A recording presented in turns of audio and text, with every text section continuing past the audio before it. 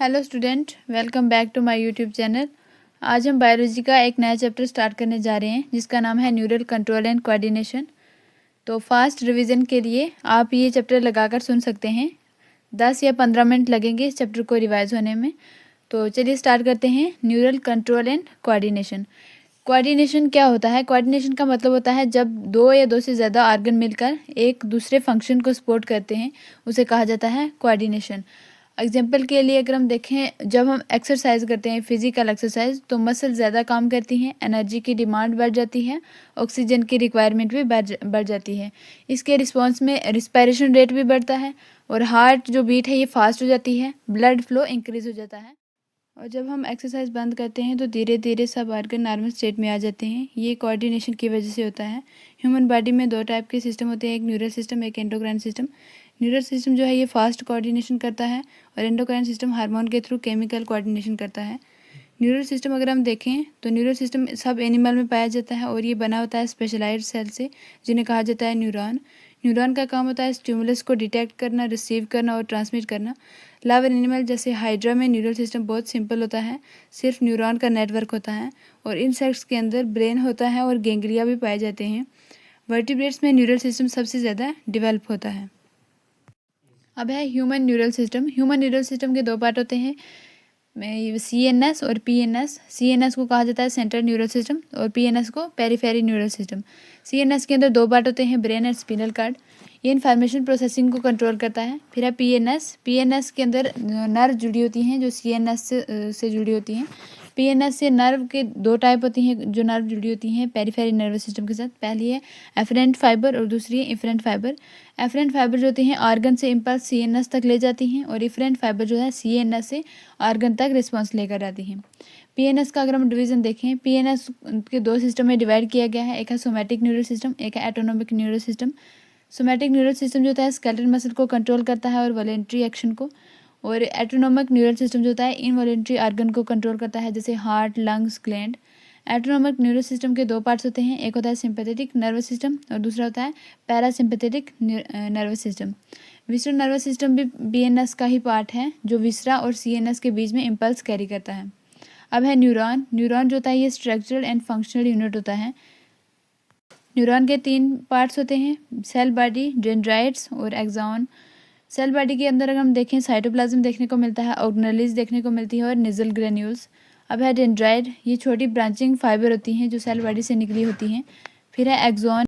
Axon जो है ये लॉन्ग फाइबर होता है जो इम्पल्स को बॉडी से दूर लेकर जाता है। एंड पर सिनेप्टिक नोब्स देखने को मिलते हैं, ये न्यूरोट्रांसमीटर यहाँ पर देखने को मिलता है सिनेप्टिक नोब के अंदर। अब देखते हैं टाइप ऑफ न्यूरॉन। एक्सॉन और डेंड्राइट के बेस पर न्यूरॉन जो होते हैं ये तीन टाइप के होते हैं।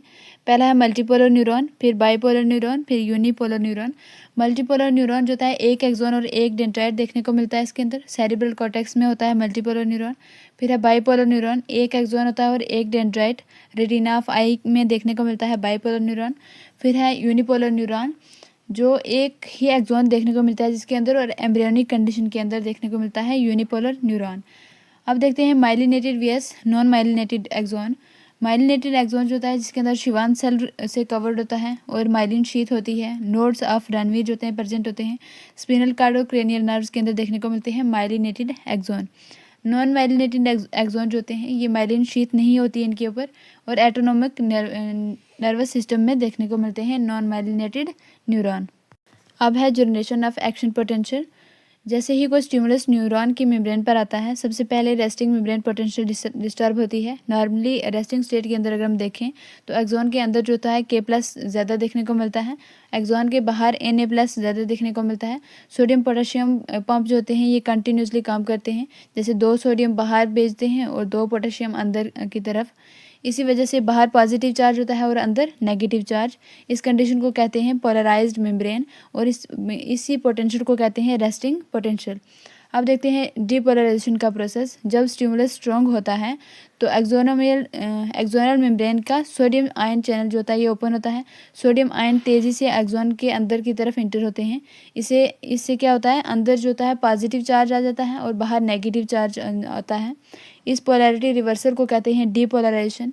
इसी वक्त एक्शन पोटेंशियल डेवलप होता है, उसे कहते हैं एक्शन पोटेंशियल या नर्व इम्पल्स। फिर है impulse conduction along the axon. Action potential सिर्फ एक जगह पर नहीं रहता बल्कि एक्सॉन की लेंथ के अलोंग ट्रेवल करता है। अगर हम एग्जांपल देखें, जैसे पॉइंट ए पर डिपोलराइजेशन हुआ और पॉइंट बी पर रेस्टिंग स्टेट में है, और पॉइंट ए से करंट जो है वो इनर सरफेस पर ए से बी की तरफ फ्लो होता है, और आउटर सरफेस में करंट जो है बी से ए की तरफ आता है। इससे पॉइंट बी पर भी डिपोलराइजेशन हो जाता है और नया एक्शन पोटेंशियल जनरेट होता है। इसी तरह से इम्पल्स पूरे एक्सॉन के अलोंग मूव करता है। अब है रिपोलराइजेशन। रिपोलराइजेशन के तुरंत बाद सोडियम चैनल जो होते हैं वो क्लोज हो जाते हैं और पोटेशियम चैनल ओपन हो जाते हैं। पोटेशियम आयन जो होते हैं ये बाहर निकलते हैं और रेस्टिंग मेम्ब्रेन पोटेंशियल जो है ये वापस आ जाती है, उसे कहा जाता है रेस्टिंग स्टेट या रिपोलराइजेशन हो जाती है इधर। अब देखते हैं ट्रांसमिशन ऑफ इम्पल्स। जब इम्पल्स एक न्यूरॉन के एंड पर पहुंचता है तो वो डायरेक्टली दूसरे न्यूरॉन में नहीं जाता, दोनों न्यूरॉन के बीच में एक जंक्शन पाया जाता है जिसे कहा जाता है साइनेप्स। अगर हम साइनेप्स की टाइप देखें, पहला है electrical synapse. Pre synaptic membrane और पोस्ट सिनेप्टिक मेम्ब्रेन बहुत पास होती हैं, इसके अंदर करंट जो होता है डायरेक्टली पास होता है और बहुत फास्ट ट्रांसमिशन होता है। ह्यूमंस में इलेक्ट्रिकल सिनेप्स होते हैं ये रेयर होते हैं। अब है केमिकल सिनेप्स, जो मोस्ट इंपॉर्टेंट है ह्यूमन के अंदर। केमिकल सिनेप्स में दोनों न्यूरॉन जो होते हैं इनके बीच में एक कैविटी क्लेफ्ट पाई जाती है जिसे कहा जाता है सिनेप्टिक क्लेफ्ट, ठीक है। एक्सॉन टर्मिनल में सिनेप्टिक वेसिकल होती हैं और इन वेसिकल में न्यूरोट्रांसमीटर होते हैं।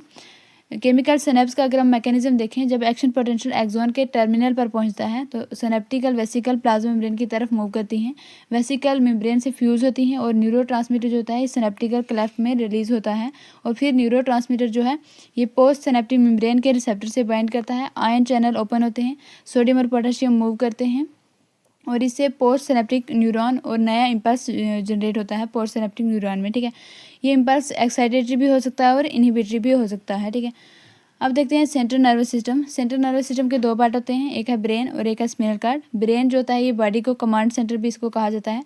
ब्रेन कंट्रोल करता है वॉलेंट्री मूवमेंट को, इनवॉलेंट्री एक्टिविटीज़ को बैलेंस में हेल्प करता है। ब्रेन बॉडी के टेम्परेचर को कंट्रोल करता है, हंगर और thrust, sleep cycle, memory, intelligence, emotion, ये सब कंट्रोल करता है ब्रेन।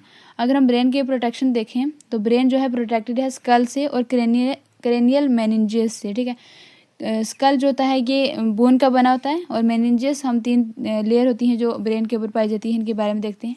3 लेयर होती हैं, पहली को कहते हैं ड्यूरा मैटर जो आउटर होती है और टफ लेयर होती है, फिर है एर्कोनाइड मैटर दूसरी जो मिडिल होती है और थिन होती है, और तीसरी है पाया मैटर जो इनर होती है और डायरेक्टली ब्रेन के टच में होती है, ठीक है। अगर हम पार्ट देखें ब्रेन के तो 3 मेजर पार्ट होते हैं ब्रेन के, पहला है फोर ब्रेन, फिर है मिड ब्रेन, फिर है हाइंड ब्रेन। फोर ब्रेन को अगर हम डिटेल में देखें तो फोर ब्रेन के 3 पार्ट होते हैं आगे, पहला है सेरिब्रम, थाइलमस और हाइपोथैलेमस। सेरिब्रम जो होता है ये ब्रेन का सबसे बड़ा पार्ट होता है। इसके ये 2 हेमिस्फेयर में डिवाइड होता है, लेफ्ट एंड राइट हेमिस्फेयर। दोनों हेमिस्फेयर को जोड़ता है कार्पस कोलोसम। अब है सेरिब्रल कॉर्टेक्स। सेरिब्रल कॉर्टेक्स जो होती है ये आउटर लेयर होती है। सेरिब्रल कॉर्टेक्स ग्रे मैटर का होता है, यहाँ पर न्यूरॉन सेल बॉडीज प्रेजेंट होती हैं, और कॉर्टेक्स में अगर देखें तो motor area, sensory area, association area देखने को मिलते हैं। एसोसिएशन एरिया जो होते हैं ये रिस्पॉन्सिबल होते हैं मेमोरी के लिए, थिंकिंग के लिए, लर्निंग के लिए और कम्युनिकेशन के लिए। अब देखते हैं वाइट मैटर क्या होता है। इनर पार्ट जो होता है सेरिब्रम का उसे कहा जाता है वाइट मैटर। यहाँ पर माइलिनेटेड नर्व फाइबर देखने को मिलते हैं और वाइट कलर होता है इनकी वजह से, इसलिए ये वाइट दिखते हैं, ठीक है। अब है थाइलमस, ये सेंसर और मोटर सिग्नल का रिले सेंटर है। सेरिब्रम और स्पिनल कार्ड के बीच में जो कोऑर्डिनेशन है वो भी थाइलमस रखता है।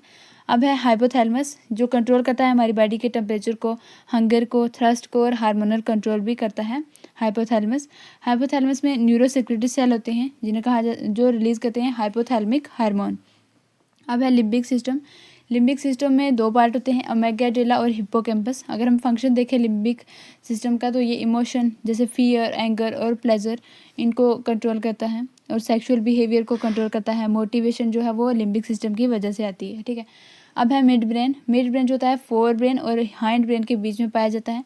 इसमें सेरिब्रल एक्विडक्ट होता है और डोर्सल साइड पर देखने को मिलता है कॉर्पोरा क्वाड्रिजेमा। विजुअल और ऑडिटरी रिफ्लेक्सेस से रिलेटेड होता है कॉर्पोरा क्वाड्रिजेमा। अब है हाइंड ब्रेन। हाइंड ब्रेन जो होता है इसमें पाया जाता है पोनस, सेरिबेलम और मेडुला ऑब्लंगेटा। सबसे पहले देखते हैं पोनस। पोनस जो होता है ये ब्रेन के डिफरेंट पार्ट को कनेक्ट करता है। फाइबर ट्रैक प्रेजेंट होते हैं पोन्स के अंदर। अब है सेरिबेलम। सेरिबेलम का अगर हम काम देखें तो ये बॉडी को बैलेंस करता है, पोस्चर में हेल्प करता है और वॉलेंट्री मूवमेंट को कोऑर्डिनेशन करवाता है। कौन? सेरिबेलम। अब है मेडुला ऑब्लंगेटा। मेडुला जो होता है ये कंट्रोल करता है रिस्पिरेशन को, हार्ट बीट को, ब्लड प्रेशर को और गैस्ट्रिक सिक्रेशन को। अब देखते हैं ब्रेन स्टेम क्या होती है। ब्रेन स्टेम जो होता है ये बना होता है मिड ब्रेन, पोन्स और मेडुला ऑब्लंगेटा से। ब्रेन स्टेम जो होती है ब्रेन और स्पिनल कार्ड के बीच में कनेक्शन होता है, उसे कहा जाता है ब्रेन स्टेम।